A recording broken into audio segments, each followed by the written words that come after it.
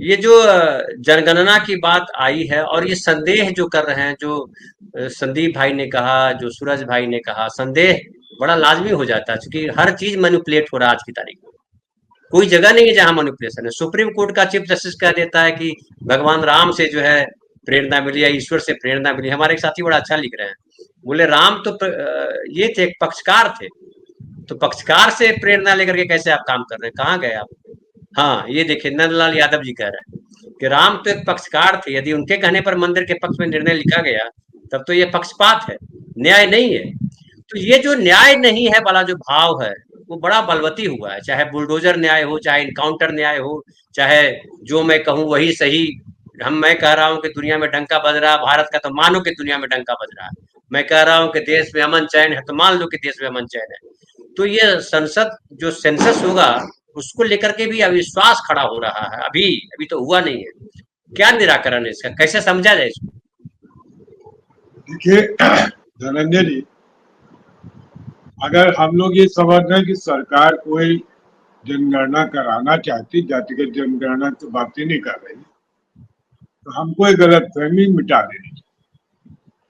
वो जनगणना भी कराने के मूड में उन्होंने एक पासा फेंका है, जातिगत जनगणना की बात नहीं की है, ताकि पहले इस पर विवाद हो कि कैसे होना चाहिए।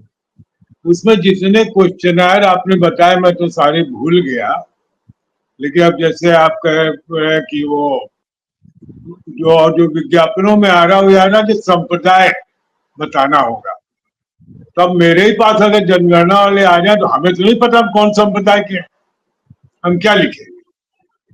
नहीं, अनपढ़ हमारे एक आदमी साथी को हम नहीं, क्या? हमारे एक साथी कह रहे हैं, वो कह रहे थे कि जो है हम तो शैव भी हैं, वैष्णव भी हैं, शाक्त भी हैं, वो हम सबकी नहीं, वो पूजा सही, करते हैं, हम क्या लिखें? वो सही कह रहे हैं, वो सही कह रहे हैं दरअसल। जी, हम जी, नहीं सभी हैं, इसीलिए हम हमने रखा। तीनों हैं।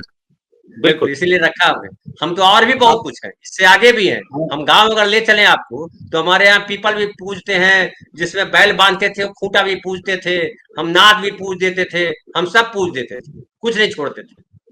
जी, हम लोगों की पीठ भी पूछते थे, वो बिल्कुल। काम बंद हो गया है।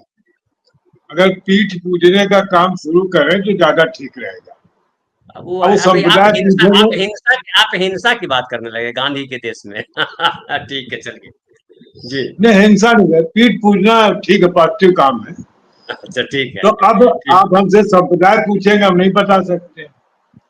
अब आप हमसे ये पूछे तो हो सकता है हम ये कह दें कि हम तो शंकराचार्य वाले अद्वैत वाले हैं, तो क्या हम लिखें कि द्वैतवादी है क्या अद्वैतवादी है?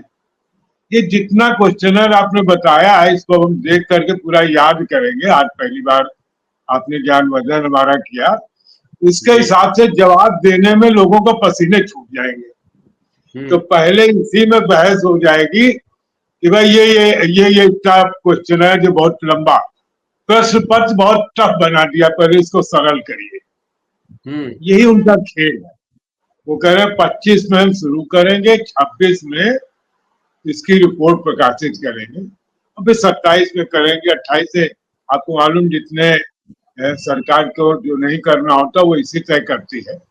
और इस पर जी, और वो चर्चा भी क्यों की, इसलिए क्योंकि महाराष्ट्र और झारखंड में चुनाव है, 9 सीटों को तो देखिए बीजेपी वाले हर समय वो ऐसी बैंड बाजा वाली पार्टी जो सारे बाजाओं को इस्तेमाल करते हैं। वो हारमोनियम भी रखते हैं, ढोलक भी रखते हैं, बैंजो भी रखते हैं, क्लैरनेट भी रखते हैं। पता नहीं कब किस धुन में जनता नाच जाए हमें वोट दे दे। तो वो उन्होंने शुरुआत की, और जो जातिगत जनगणना थी उसकी कोई बात नहीं की। वो कह रहे संप्रदायों की गणना करेंगे। संप्रदाय हमें खुद ही नहीं मालूम कि अब किस संप्रदाय के हैं। अब आगे आप चलिए, आप लोगों को लग रहा है कि भारतीय जनता पार्टी बड़ी इसके लिए सीरियस है ना? उन्होंने एक सोसा फेंक दिया है कि अब तुम इस पर डिस्कशन शुरू करो, फिर हम आगे तय करें कि अच्छा ये तुमको नहीं चाहिए तो चलो हम ये एक चीज शामिल कर देते हैं। और देखिए जातिगत जनगणना, भाई जब तक संख्या ना पता चले और उसकी गरीबी का क्या स्टेटस है, सामाजिक स्टेटस क्या, तो वो तो जात जात से ही पता चलेगी। तो इस जनगणना में उस क्लियर होना चाहिए, तो हमको पता चले कि हमें समाज के किस वर्ग के लिए क्या व्यवस्था करनी। और देखिए विडंबना देखिए कि जिस देश में जाति पर राजनीति होती है, जाति पर समाज चल रहा, वही जातिगत जनगणना नहीं हो पा रही है। उसके लिए हम लोग सर के बल खड़े हो रहे हैं कि सरकार ये करा दीजिए आप जातिगत जनगणना। अभी टिकट बटे, आपको मालूम है कैसे दिन भर हमारे जो एंकर साहब हैं वो बताते रहते हैं कि किस जात को कितने टिकट दिए गए। हर काम हमारे यहाँ जात के हिसाब से होता है, लेकिन जातिगत जनगणना करने में हम घबराते हैं, क्योंकि उसमें हमको असली जो डिलीवर करना समाज को, और ये हर सत्ताधारी दल का होता है। अभी मंडल साहब ने बड़ी अच्छी बात की, सड़कों पर उतरे। पिछले 10 साल में मंडल साहब कोई ऐसा आंदोलन आपको सड़क पर उतरने दिखाई पड़ा? अब तो लोग ट्विटर पर उतरते जो अब एक्स हो गया। पॉलिटिकल पार्टीज नहीं सर, पॉलिटिकल पार्टीज नहीं उतरी है, किसान उतरे हैं। हम लोग एनआरसी किसान आंदोलन वो ठीक, वो वो जो किसान उतरे, कुछ किसान कुछ आदिवासी उतरे, शाहीन बाग पार्टी भी करेंगे। रोस्टर पर हम लोग भी उतरे थे सर। किसी समाज में अगर कुछ चाहते बनाना, तो अल्टीमेटली तो जो पॉलिटिकल सत्ता है वही हमको देगी ना। हम कितने भी आंदोलन कर ले, अगर लीडर इसको लीड नहीं करेगा तो सरकार पर दबाव नहीं बनेगा। सरकार पर दबाव नहीं बनेगा, सरकार आपकी बात नहीं मानेगी।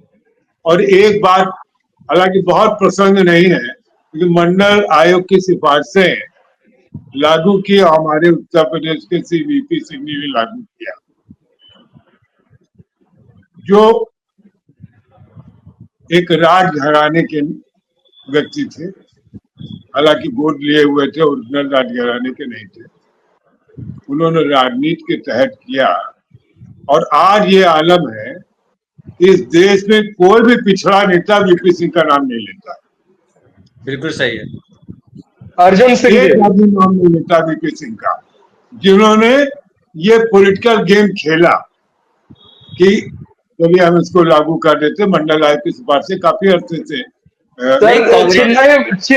नहीं सर, चेन्नई में एमके स्टालिन साहब ने अभी 2 महीने पहले वीपी सिंह जी की बड़ी प्रतिमा, जो वहां पर बहुत सबसे नामी सड़क है, और जहां पर बड़े बड़े लोगों का की जो उनकी स्मारक है, जैसे करुणानिधि जी की, उसी सड़क पर वीपी सिंह जी की बड़ी प्रतिमा स्थापित की गई। बिल्कुल।